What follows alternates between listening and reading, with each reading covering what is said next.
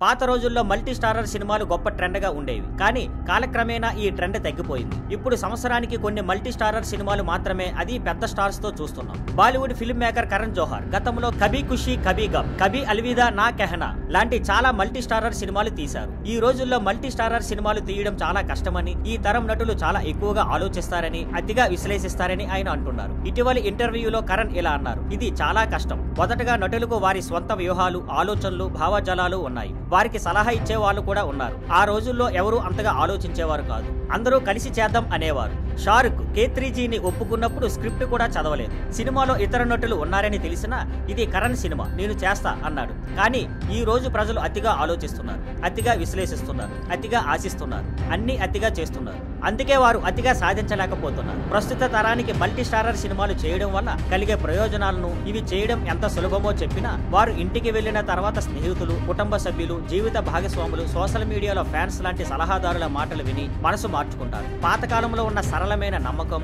ఆలోచించకుండా నిర్ణయాలు తీసుకునే తత్వం తిరిగి రావాలని ఆయన అభిప్రాయపడ్డారు. గతంలో మల్టీ స్టారర్ సినిమాలు తీయడం సులభంగా ఉండేదని, కానీ ఈ రోజుల్లో అది చాలా అడ్డంకులతో కూడుకున్నదని ఆయన చెప్పారు. ప్రధాన నటులు అధిక పారితోషికాలు డిమాండ్ చేస్తున్నారని, ప్రస్తుతం బాక్సాఫీస్ ఇండస్ట్రీకి కష్టమైన సవాలుతో కూడిన భాగమని వారు గుర్తించడం లేదని ఆయన అన్నారు. ఇదిలా ఉంటే ఈ సంవత్సరం అతిపెద్ద మల్టీ స్టారర్ సినిమా వార్ 2 గురించి కరణ్ తన ఉత్సాహాన్ని పంచుకున్నారు. ఆయన ఇలా అన్నారు: ఈ ఏడాది అతిపెద్ద సినిమా వార్ 2. ఇందులో హృతిక్ రోషన్, జూనియర్ ఎన్టీఆర్ ఒకే ఫ్రేమ్ లో ఉన్నారు. ఇది నిజంగా భారీ విజయం లాంటిది. 2 పెద్ద సినిమా ఇండస్ట్రీల నుంచి 2 పెద్ద స్టార్స్ కలిసి రావడం అనేది కల లాంటిది. ఇలాంటివి జరగవు. ఈ రోజుల్లో 2 ప్రధాన నటులను లేదా 2 ప్రధాన నటీమణులను ఒకే సినిమాలో తీసుకురావడం చాలా కష్టం.